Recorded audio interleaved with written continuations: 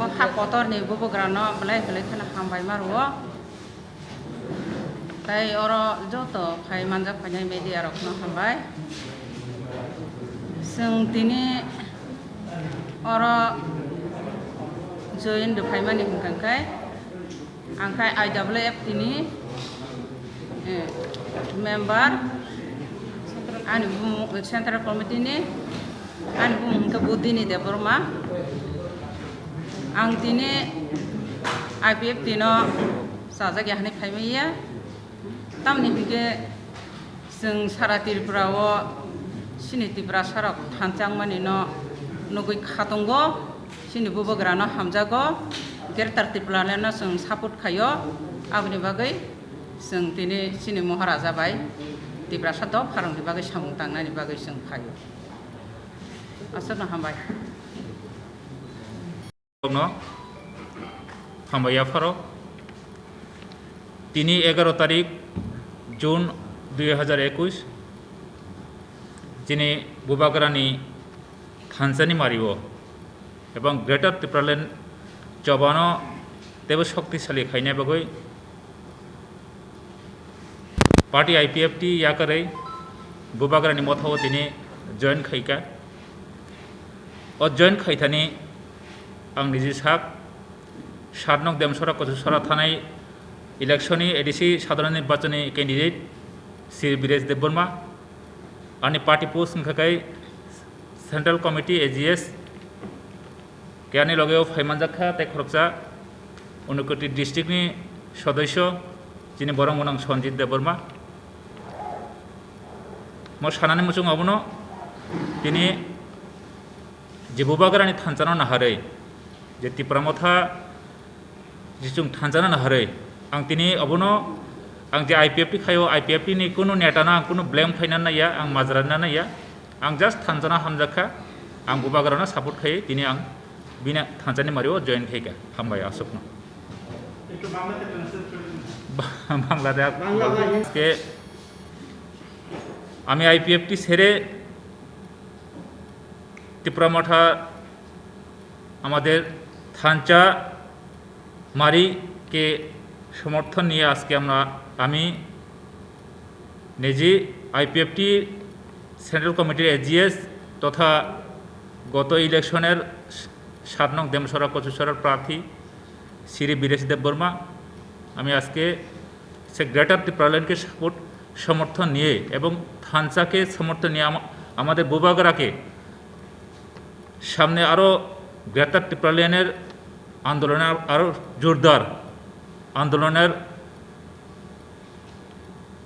শক্তিশালী করার জন্য আজকে আমি ত্রিপুরা মথাকে জয়েন করলাম আমার সাথে আরেকজন ছিল অনুকোটি ডিস্ট্রিক্টের মেম্বার সম্মানিত সঞ্জিত দেববর্মা মহাশয় উনিও আজকে ত্রিপুরা মথাকে জয়েন করলাম ধন্যবাদ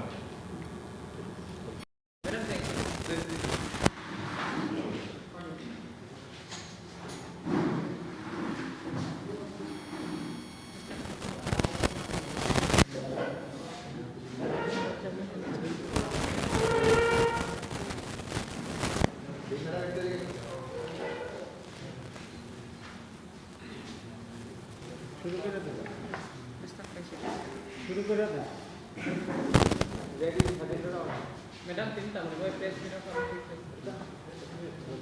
আজকে এখানে যারা উপস্থিত প্রথমে আমাদের মহারাজা এই ত্রিপুরা রাজ্যের সর্বশ্রেষ্ঠ রাজা মহারাজা প্রদ্যুৎ কিশোর দেববর্মনকে আমার প্রণাম জানিয়ে আমি আপনারা যারা এখানে এসেছেন প্রিন্ট মিডিয়া ইলেকট্রনিক্স মিডিয়া বিভিন্ন পত্র পত্রিকার সাংবাদিক ভাই ও বোনদেরকে আমার আন্তরিক অভিনন্দন আমার নাম মনিহার দেববর্মা আমি ভারতীয় জনতা পার্টি ত্রিপুরা প্রদেশের সেক্রেটারি এক্সিকিউটিভ মেম্বার আমি নিজের ইচ্ছায় গত 7 তারিখে আমি প্রেসিডেন্ট শ্রদ্ধেয় ডক্টর মানিক স্যার কাছে আমার রিজন লেটার দিয়েছি এরপরে আমি নিজের ইচ্ছায় আজকে মহারাজার নেতৃত্বে যে রাজনৈতিক দল ত্রিপুরা মথা, সেই মথাতে জয়েনিং করতে চলেছি।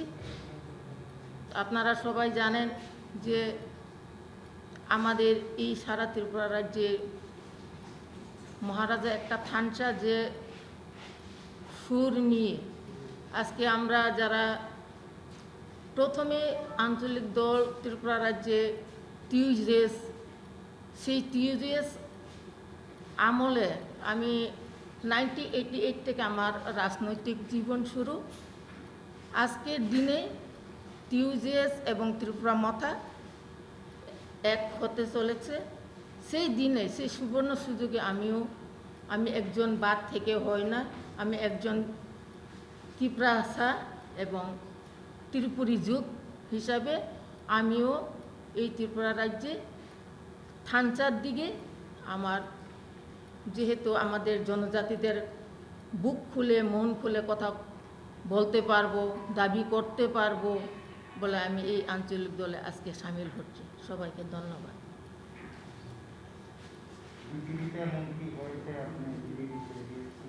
আমার বিজেপিতে কিচ্ছু হয়নি, কেউ কিচ্ছু বলেনি আমাকে, কিন্তু আমার রাজনৈতিক জীবন প্রথম আঞ্চলিক দল থেকেই শুরু, 88 থেকে।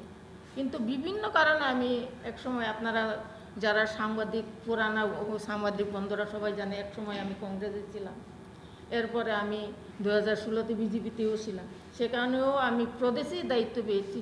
কিন্তু বিজেপিতে ভালোই আমাকে রেসপন্স দিয়েছে, আমিও ভালোই কাজ করেছি, আপনারা সবাই জানেন। কিন্তু আজকে সারা ত্রিপুরা রাজ্যে আমাদের ত্রিপুরাসারা সবাই এক, সবাই থানচার দিকে এগোচ্ছে, গ্রেটার ত্রিপুরা ল্যান্ড চেয়ে সবাই আন্দোলনে যাচ্ছে। আমি কেন বাদ যাব? সেই জন্য আমি এই ত্রিপুরা মাথাতে এসেছি।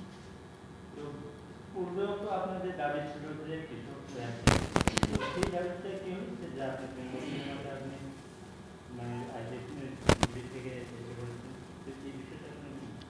কোনখানে দাবি ছিল আমাদের?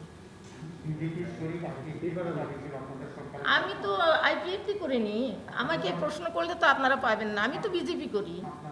যারা শরীরকে জিজ্ঞেস করবেন, আপনারা যারা আইপিএফটি করেছেন ওদেরকে জিজ্ঞেস করবেন। আমি তো বিজেপি করেছি, আমি তো সেখানে নেই। রাজ্যের জনজাতিদের বিকাশ এবং ডেভেলপমেন্টের ক্ষেত্রে কি বিজেপি কোনো ভূমিকা পালন করতে পেরেছে বলে আপনারা মনে করেন বা আপনি মনে করেন? আমি সরকারের কোনো কাজকর্মের দিকে, আমি যেহেতু সরকারের কোনো পদে আমি নেই, সেই জন্য আমি বলতে পারবো না। আমি যেহেতু সংগঠনের কাজে জড়িত, আমি সংগঠন করেছি, সংগঠনের কাজের জন্য আমি বলতে পারি। সাংগঠনিক আমরা একটু উইক আছি বিভিন্ন জায়গাতে, উইক সেই কারণেই, কারণ ইলেকশনের সময় যে সময় টিকিট দেওয়া হয় বিজেপি আইপিএফটি, সে সময় সমানভাবে দেওয়া হয় না। কোনো সময় বিজেপি বেশি, কোনো সময় আইপিএফটি বেশি। সেই মোতাবেক কোন জায়গাতে কোন রাজনৈতিক দল বেশি সংগঠন ভালো, সেই জায়গাতে সেই রাজনৈতিক দলকেই প্রার্থী দেওয়া দরকার, কিন্তু সেইভাবে দেওয়া হয় না। সেই জন্য সাংগঠনিক দিক দিয়ে একটু কোনোখানে দুর্বল, কোনোখানে একটু স্ট্রং হতে পারে।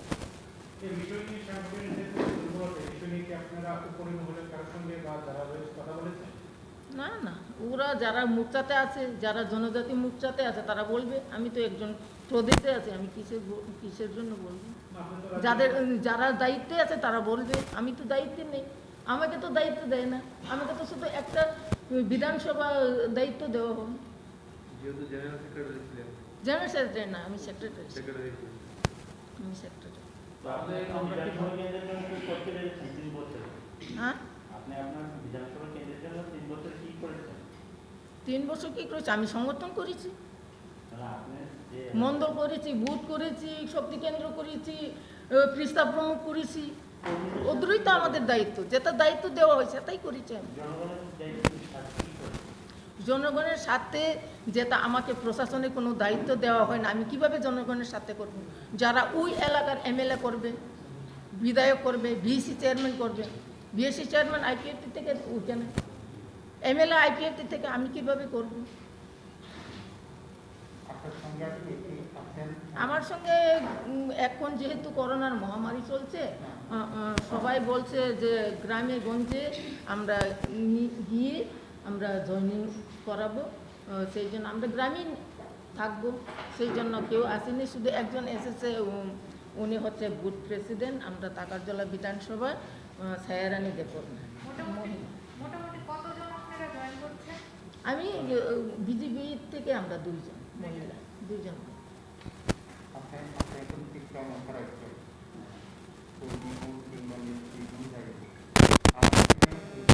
মোর্চা থেকে কিভাবে আপনার এই টিকা দলে আমাদের এখানে কোনো মোর্চা নেই, আমরা সবাই জনজাতি, আমরা সবাই ত্রিপ্রাসা, এখানে কোনো মোর্চা হয় না, শুধু যুবক একটা সংগঠন হয়, মহিলারা সংগঠন হয়, কিন্তু মোর্চা এটা তো ন্যাশনাল পার্টি না, মোর্চা হিসাবে এটা হয়।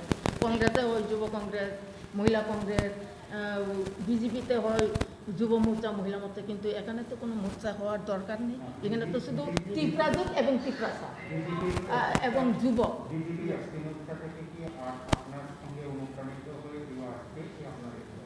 সেটা তো আমি তো কাউকে বলিনি, কারণ নিজের ইচ্ছায় যারা যদি আমার সঙ্গে কেউ যোগাযোগ করে আসতে পারে, আমি তো কাউকে বলিনি যে আমার সঙ্গে যেতেই হবে, চলো সবাই, আমি তো নিজের ইচ্ছায় এসেছি, মহারাজ আমাকে বলিনি, আমি নিজের ইচ্ছায় এসেছি, আমি তীব্রমতাতে কাজ করবো, আমার ইচ্ছুক, ত্রিপ্রাসার জন্য কাজ করতে আমার ইচ্ছুক, কারণ 1988 থেকে আমি ত্রিপ্রাসার জন্য কাজ করেছি, সারা ত্রিপুরা ঘুরেছি, কাজ করেছি, সংগঠন করেছি, আমরা সবাই এখানে যারা সিনিয়র লিডাররা আছে সবাই আমরা একসঙ্গে কাজ করেছি, এখন আবার একসঙ্গে এসেছি আমরা। আপনি যেসব কোনো রাজনৈতিক দলের সাথে কাজ করেছেন সেই সব জায়গায় আপনার কথায় যা বোঝা গেছে যে সেরকমভাবে রেসপন্সিবিলিটি আপনাকে দেওয়া হয়, লার্জার পপুলেশনকে আপনি রিচ করতে পারেননি, তো আপনার কি মনে হয় থেকে একটা বড় অংশে যেতে পারে? আমাকে রেসপন্স দেওয়া হয়েছে, যেহেতু একটা পার্টির স্টেট কমিটির কোনো মোর্চাও না, একটা স্টেট কমিটি প্রথমে আমাকে এক পার্টির মেম্বার করা হয়েছিল, ইনভাইটিভ মেম্বার, এরপরে আমাকে স্পোক পারসন করা হয়েছিল, এরপরে আমাকে সেক্রেটারি করা হয়েছিল, অনেক রেসপন্স করে দিয়েছে ওরা, কিন্তু আমি ব্যর্থ, কারণ ন্যাশনাল পার্টি বিজেপি এমন একটা রাজনৈতিক দল, সেটা আমি করতে পারবো না, কারণ আমার দ্বারা সম্ভব না, আমি এত জ্ঞান অর্জন করছি না, সেই জন্য আমি এসেছি, আমার ত্রিপ্রাসার কাজ করতে অনেক সহজ। এটা ইলেকশনের পরে সিদ্ধান্ত নেওয়াটাকে অনেকে হয়তো বলবে যে সুবিধাবাদী, এখন আপনি ইলেকশন হয়ে গেছে তারপর আসছেন তীব্রমতার কাছে। আমি যদি সুবিধাবাদী হতো তাহলেই তো ইলেকশনের আগে আসতাম, টিকেটের জন্য আসতাম, এখন তো এমডিসি হয়ে গেছে, অনেক এইডিসি তো দখল করেছে, অনেক কিছু হয়ে গেছে, কিন্তু সেই ইলেকশনের পরে আমি এসেছি, যদি আমি সুবিধা পেতে আসতাম তাহলে তো ইলেকশনের আগে আসতাম আমি।